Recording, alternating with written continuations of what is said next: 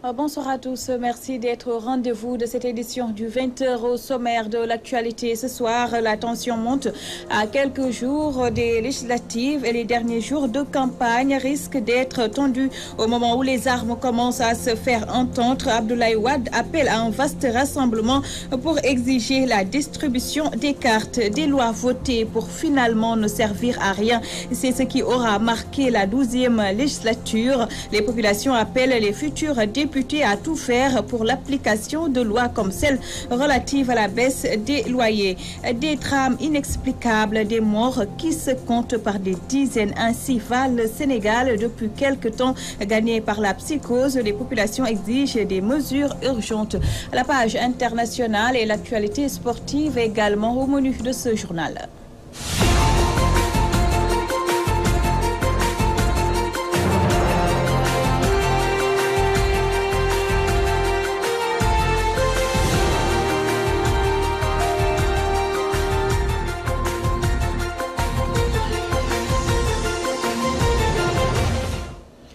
Merci de vous joindre à nos retraits des cartes d'identité biométrique. La coalition gagnante Wattu Sénégal se braque.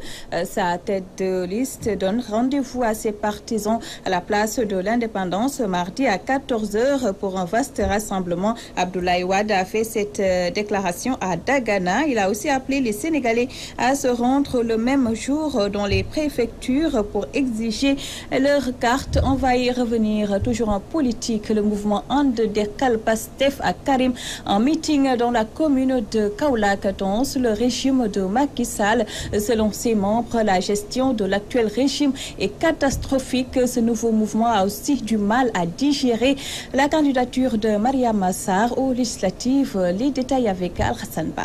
Le mouvement Andekal Pastef à Karim de Kaolack se lève pour décrier la situation politique catastrophique que traverse le Sénégal. Selon eux, depuis le départ au pouvoir du pape Dissopi Abdoulaye Wade.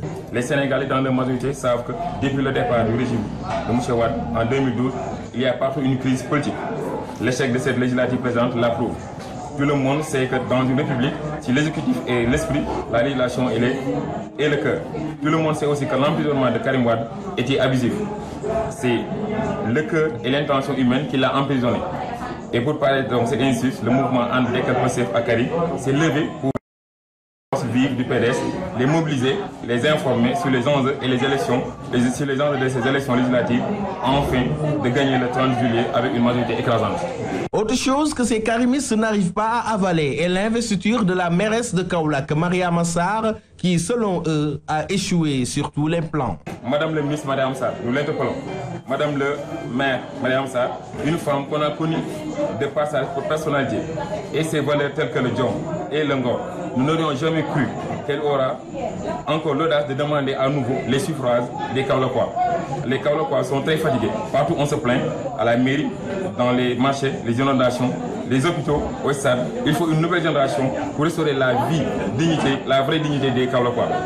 Raison pour laquelle nous restons toujours debout, engagés. Pour rappel, le mouvement Andekal Pastef à Karim organisait un meeting à Touba-Ndorong Extension dans la commune de Kaolack pour appuyer les candidats de la coalition gagnante Manko Wattu Sénégal. Kaolack, Al-Hassan Ba, Yaya Guissé, Walfadjri. Je vous le disais en titre, l'application des lois votées par l'Assemblée nationale reste un sérieux problème. C'est le cas de lois comme celle relative à la réduction du coût du loyer, la mendicité, entre autres. Certains citoyens sont désolés et invitent le gouvernement à prendre des mesures afin de donner plus de crédibilité au Parlement. Le reportage est signé Rokhaya Ndour. Réduction du coût du loyer, l'éradication de la mendicité, entre autres lois votées à l'Assemblée nationale et qui ne sont pas respectées par la population. Certains citoyens déplorent cette situation. Pour l'utilisation de la cigarette, on doit arrêter de fabriquer du tabac et de fermer les usines. À propos des locations, l'État doit faire un acte pour décanter la situation. L'État vote des lois, mais les Sénégalais ne l'appliquent pas. Mais ces derniers doivent être en mesure d'exécuter ces lois. Les lois sont importantes au Sénégal, mais le seul problème, c'est leur application. Si j'avais mon mot à dire face à cette situation, au Sénégal, on note des crises de valeurs. Il y a aussi le manque de civisme et chacun sait ce qu'il doit faire.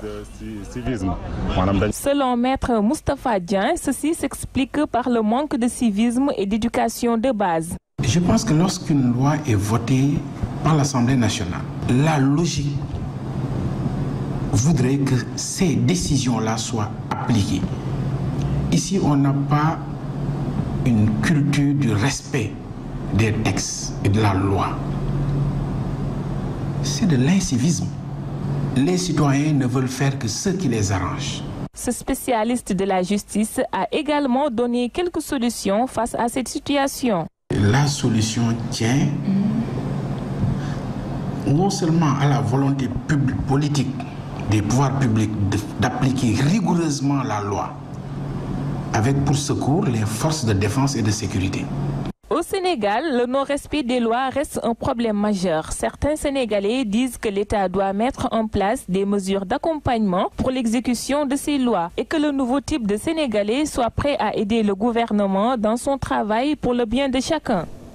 La baisse du prix du loyer, une des lois qui aura marqué la 12e législature dont le mandat prendra fin dans quelques jours. Seulement cette loi, comme tant d'autres, peine à prouver leur efficacité. Les citoyens, eux, demandent aux futurs députés de tout faire pour changer cette situation. Mamou Gassama est allé à la rencontre. Voici son reportage. 3 ans après l'adoption de la loi sur la réduction des prix du loyer, les bailleurs n'appliquent pas la loi. D'ailleurs, certains locataires soutiennent que celle-ci leur apporte plus de difficultés. La réduction des prix du loyer n'a aucun résultat. D'ailleurs, celle-ci a causé un malentendu.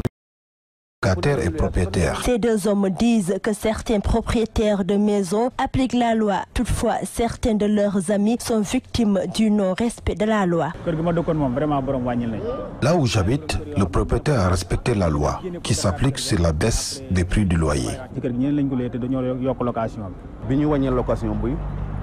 Par contre, certains amis ont quitté là où ils logeaient car les propriétaires leur en avaient demandé juste pour ne pas respecter la loi.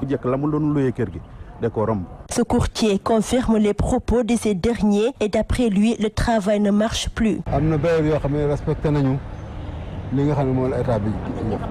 Il y a des bailleurs qui ont respecté la loi et il y en a aussi ceux qui ne l'ont pas appliquée. Certains d'entre eux demandent aux futurs députés. Je demande aux futurs députés de nous aider sur la réduction des prix du loyer. La vie est chère et la location à Dakar coûte trop cher. Avant que les députés ne parlent sur le sujet, je demande au président de la République de bien vouloir revoir la loi sur la baisse du loyer. Au Sénégal, les locataires continuent de souffrir. Ces derniers sollicitent l'appui des futurs représentants du peuple pour revoir la loi sur la réduction du prix du loyer et les soutenir à 100%. Cependant, il est temps que les locataires connaissent le droit et les réclament auprès des personnes qui s'activent dans le domaine du droit des consommateurs. Justement, Mamou Gassama, du côté des associations de consommateurs, on indexe la passivité des locataires face au refus des bailleurs d'appliquer la loi sur la réduction du coût des loyers. Je vous propose d'écouter Mohamed Sissé de l'Ascosen. La loi, on ne peut pas dire qu'elle n'est pas appliquée.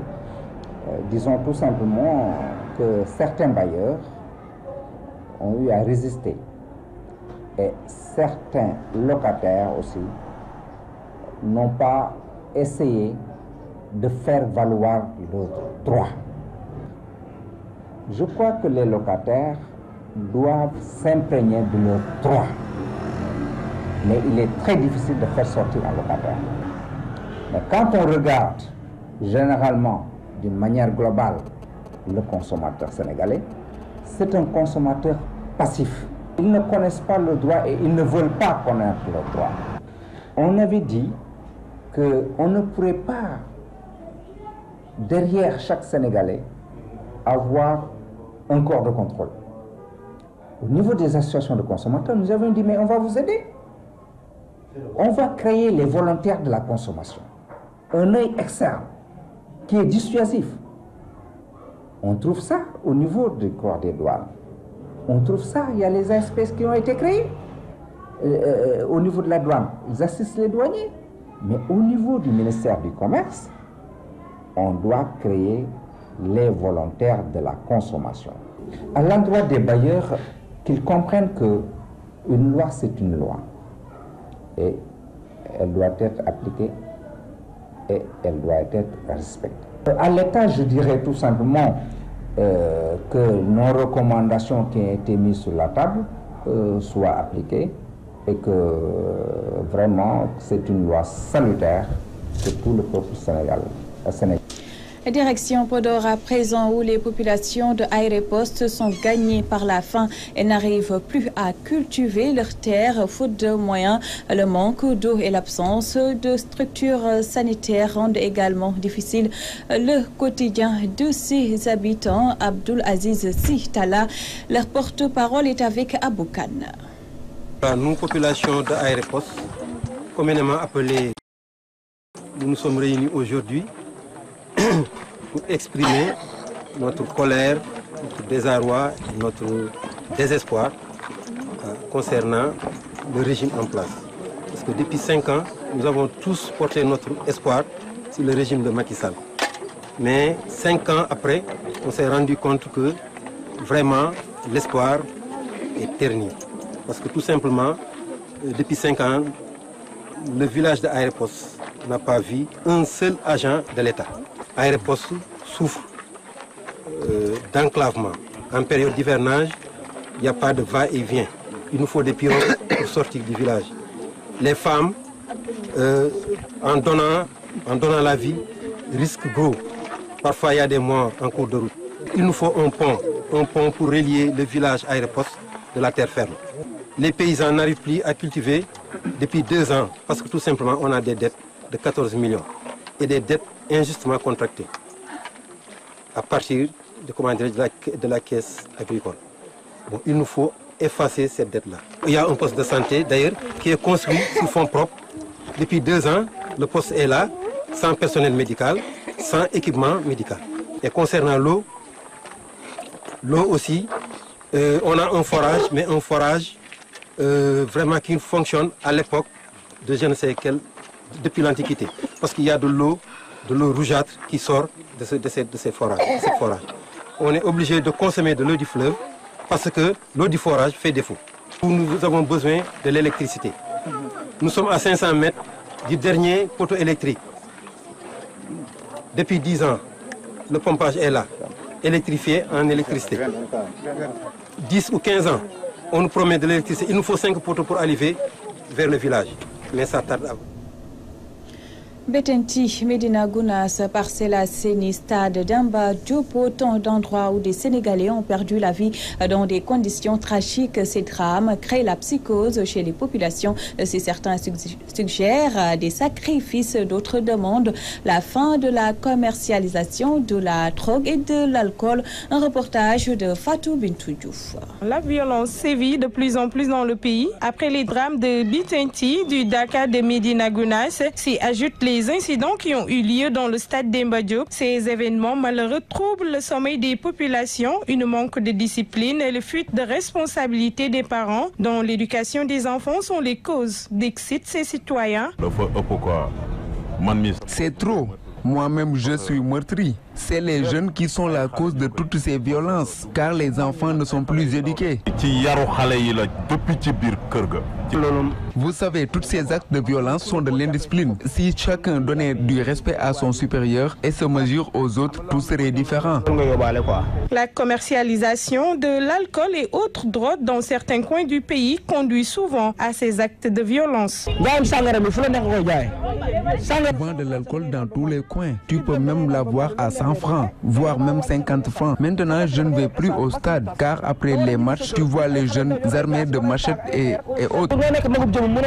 Si certains pensent que ces drames sont dus aux élections législatives, d'autres n'y adhèrent pas.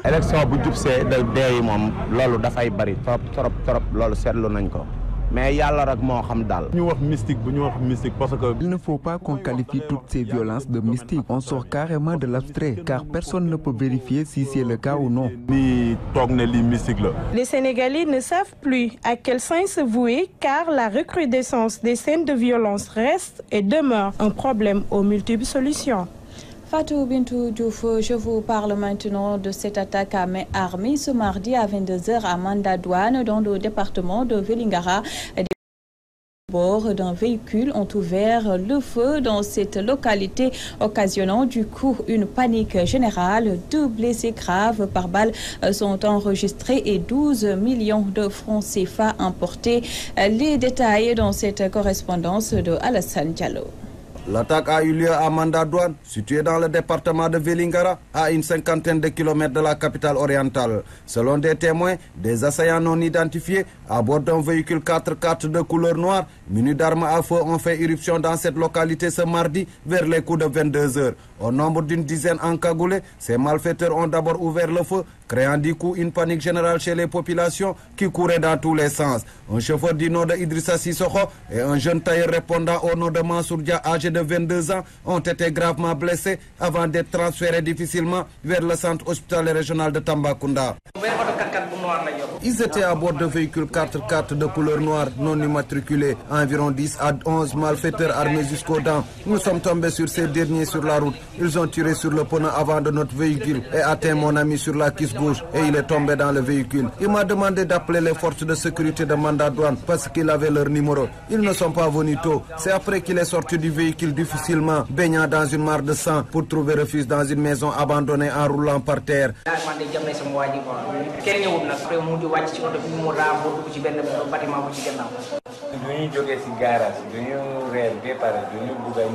On a quitté la gare routière après le dîner pour rentrer. J'étais à bord de mon véhicule avec des amis. C'est sur la route qu'on a entendu boum boum, semblable à des pétards. Et on n'a même pas pensé qu'il s'agissait d'agression et que c'était des enfants qui jouaient avec des pétards. On a continué notre chemin et au bout de 5 minutes, des balles ont touché les pneus de mon véhicule. Et je me suis rendu compte que ce n'était pas des pétards, mais des tirs d'armes à feu. Des balles m'ont atteint à la cuisse et j'ai demandé à mes amis de descendre et de se sauver. Ces malfaiteurs qui ont visité 3 magasins emportent près de 12 millions de francs CFA avant de se fondre dans la nature. Acte de banditisme ou pas, la raison de cette assaut n'est pas encore connue. Pas d'explication officielle non plus sur la raison de cette attaque, mais les problèmes d'insécurité sont fréquents dans cette localité du département de Vélingara qui abrite un marché hebdomadaire important. Alassane Diallo, Émilie Bianquins, Tambacounda, Walfadjri. On en vient à l'actualité internationale, une synthèse de Khadi Colonel Gueye.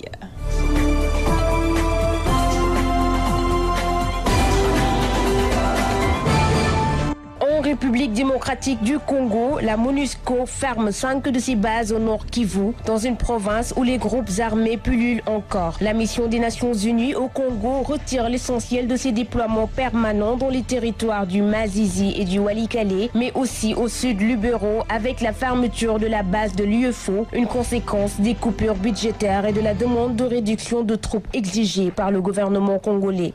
Le divorce est finalement consommé entre le président français, par ailleurs chef des armées, et le chef d'état-major. Le général Pierre de Villiers l'a annoncé ce mercredi après avoir présenté sa démission à Emmanuel Macron et ce dernier l'a accepté. Pour rappel, il y avait entre eux un désaccord portant sur les 850 millions d'euros d'économies exigées par Bercy aux armées.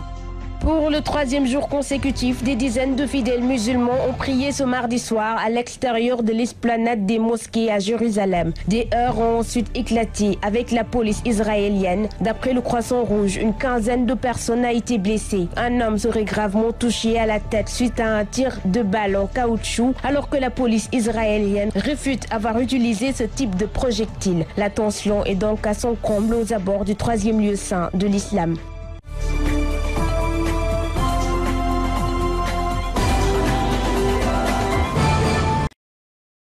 Une première dans l'histoire du football africain. Tout le gratin du ballon rond se réunit à Rabat au Maroc pour un symposium de la Confédération africaine de football. Parmi les sujets abordés, la CAN, les compétitions interclubs ou encore le développement du football sur le continent. pertinent. Les détails avec El Khairi Aïdara. À Rabat, le président Ahmad n'a pas mâché ses mots pour dire « Nous ne sommes pas là pour détruire, mais pour construire la CAF tous ensemble » et a souvent fait référence au passé pour expliquer la tenue de ce symposium avec des acteurs importants du football africain. C'est un regroupement historique des forces vives du football africain. Nous sommes ici pour tirer les leçons du passé et se dire la vérité. Je reste fidèle à mes engagements et j'assurerai la gestion de la Confédération africaine de football avec tous les acteurs du football africain, affirme le président Ahmad au moment d'ouvrir le symposium ce mardi avec le président de la FIFA, Gianni Infantino, à ses côtés. Selon le président de la CAF, trop de décisions n'ont pas été prises à temps. Soyons prêts et unis pour prendre le train des réformes, a-t-il martelé devant une assemblée visiblement conquise. Durant 2 journées, les acteurs du football africain se pencheront sur plusieurs dossiers dont la périodicité de la Coupe d'Afrique des Nations, les compétitions interclubs, le développement du football des jeunes, les partenariats internationaux, les communications et médias, marketing et TV et le rôle et perspectives des footballeurs. Présent à ce symposium de Rabat, l'ancien international sénégalais Diomansy Kamara dit, je le cite, « Nous sommes tous pour des réformes et c'est le moment de donner son point de vue ». Il ajoute qu'il va militer pour que la CAN ait toujours lieu tous les 2 ans, mais en juin, pour ne pas handicaper les joueurs africains qui évolue en Europe. C'est un problème de quitter son club en pleine saison, l'hiver. Fin de citation. Après ces travaux de groupe, une réunion du comité exécutif de la CAF et une assemblée générale extraordinaire auront lieu. Cela pourrait déboucher sur de profonds changements. C'était le journal de la rédaction. Merci de nous avoir prêté attention. Votre spéciale législative, c'est tout de suite avec Ndeye Diop Kane. N'oubliez pas, l'information continue sur notre site walfnet.com. Excellente soirée à tous.